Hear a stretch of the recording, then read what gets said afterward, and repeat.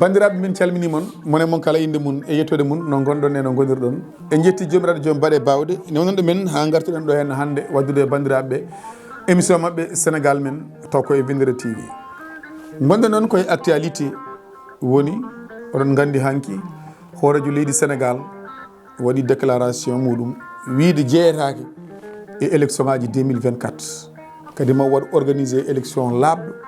pawiɗo e lawol kala mo Allah yiiɗi ƴetta mention spéciale e président Macky Sall kala ko deƴƴi haala ko haali ɗum ma ar en meeɗi wiide bandiraɓe haalde e élection 2024 walla e 3e candidature yontani nde tawno kanko président Macky Sall o wino o waɗata candidat o wino ko mandat makko 2019 o so gasi o pari hen nden femde joni o wiyani omo waɗa candidat kono noon en jii waɗiɓe ganduɗa ko dariɓe lang jamma e ñalawma subaka e kikiɗe wiide yo wat 2e quinquennat yimɓe hewɓe ko ɗum woni ko wonno haala munen hay ko ɓooyani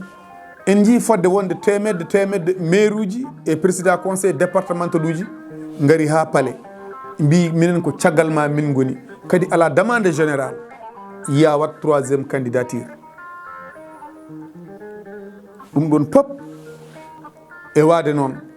hanki nde ɓami konngol wonko haali haala mbakka fayida ko ɓuri ko wadde fayida e haala makko ko wiidemo kanko Sénégal ɓurimo ko wiidemo kanko e nder leydi Sénégal ene waɗi ɓe ganduɗa wawɓe ɗowde leydi ndi ha jefina ɗum ɗo pourɗo yettade waddi wiyannoɓe yo wat 3e candidature ko ala demande générale darinoɓe hen lang ko fodde makko yo wat nde o wi hanki o waɗata candidat ko ɓen dutti e téléji e radio ji ene mbaɗamo félicité en mbiya président haali ko foti haalde président ko démocrate président waɗi ko foti wadde e mone de nane subaka kamɓe mbiyanno yo wat waddi won moojere nde ɓe gonno e dow mum won toɓe jinno nannudemo hay neɗɗo goto noon hulani mayde neɗɗo huuli koko woni caggal mayde ko hay goto hulani woppude laamu hewɓe kulirta woppude laamu kono goni e laamu nde gonirani no fewi gonirani no moƴƴi sa yi yimɓe hewɓe ene mottilo e laamu ko ɗum kono président Macky Sall o holliri ko démocrate o holliri leydi ndi o jeeya ɗum ko lamminaɗo o holliri ko haalduno e bandiraɓe ko yonti o woppidi ɗumen leydi ndi waddi o waɗama félicité kadi o dañi jimol jahwol ha abadan dayman dappat Senghor nde ummotoɗo wayli ko kuule leydi itti mandat mum wiyo Abdou Diouf jokkit Abdou Diouf ko ma jungo haaƴa nde woppi leydi ndi hay ɗum ni waɗi winoɓe e on saaha yo salo kono kam kankone woppidi leydi ndi Abdoulaye Wade ne ko ma jungo haaƴa saabu yehino 3e population wi ɗum ala Macky Sall holko waɗi wiide mi yahani élection mami waɗ organisé élection momi jeeyataki kala mo Allah totti ardo ko ɗum woni wonde dimo ko ɗum woni wonde neɗɗo ko ɗum woni wonde laamɗo hanki Sénégal naɓe kala poofi yimɓe hewɓe dañino fayre jamma hanki o yimɓe mbalata e jaam saka pina hen kono Sénégal na foof poofi heddi noon ene waɗi yimɓe ƴettuɓe ɗum e république paari ɗum e leƴƴi wona toon wiide o janfima wiide o tooñi wiide o betti o waɗi koko foti wadde kadi kala neɗɗo neɗɗiɗo kala neɗɗo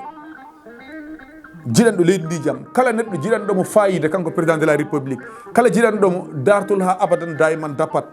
no waɗi ni ene foti yaadude hen min de ma part personnel mboɗo yaadi hen te mboɗo wela ɗum mboɗo wela mboɗo welti ko sukaɓe mbiyata ko saabu o dañi jimol ngol mayetta kala garɗo waɗi no waɗi ni wiyete ko Macky Sall adi wadde ɗum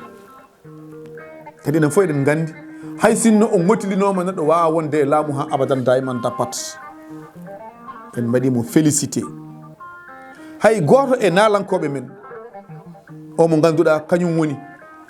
Baba Maal waɗimo félicité tawno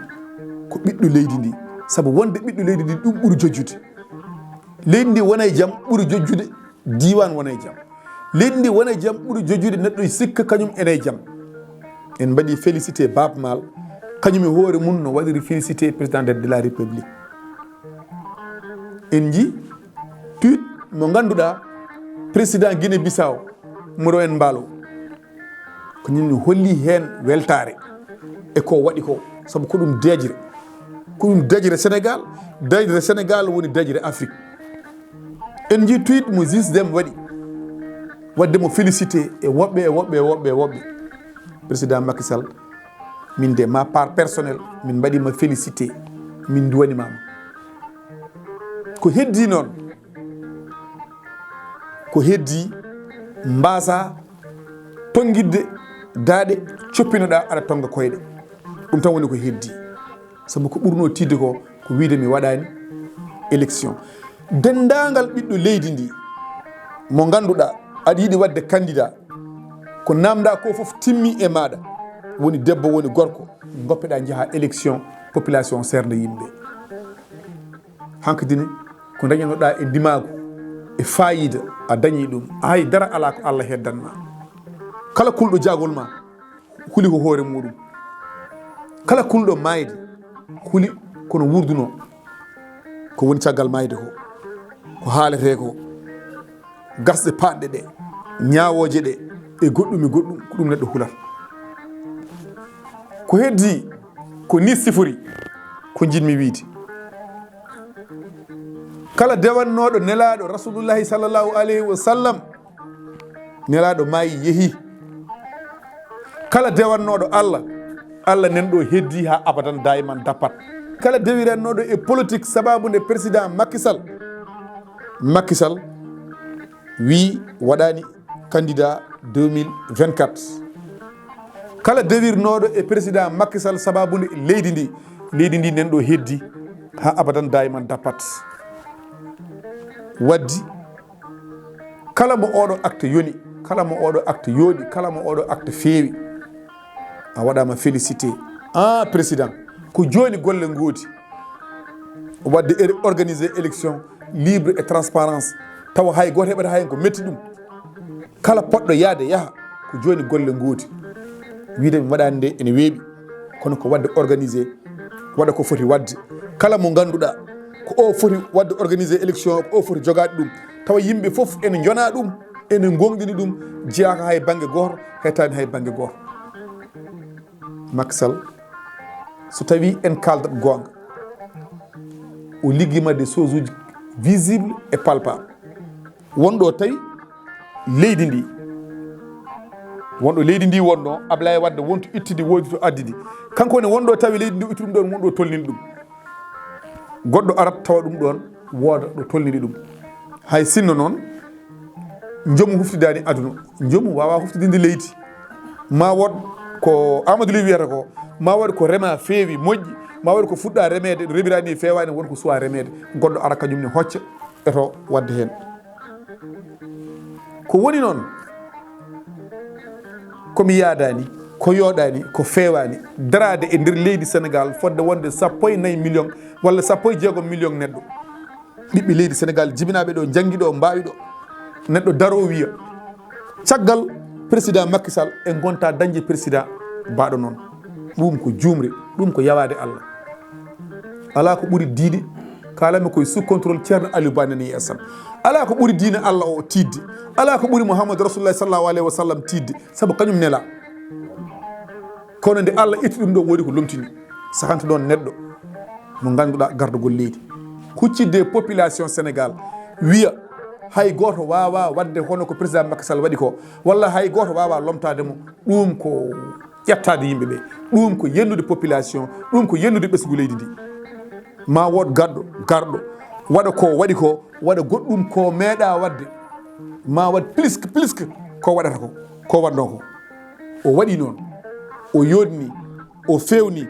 e nder yimɓe makko ɓe wonduno waɗi yonnuɓe waɗi fewnuɓe waɗi golluɓe kono kadi e nder mbaldi wasata baali laƴoji ko noon aduna sifori bandiraɓe so waɗi ko gantiɗi e haalande nde min ñaaguima yaafuya so longere mawde wari nokku ɗum wa ɗum jomum yiidino hewɓe noon ene mbiya jinne kala ko naywi ronkata naññude kala ko wi o waɗani élection o yahani o waɗat organisé élection omo wawi soppinade wooda koyɗe ɗo tonggui yo tinno o ñagama ko tumete e makko ko walla ko yimɓe cikkata ko wasa wonde makko noɓe cikkirno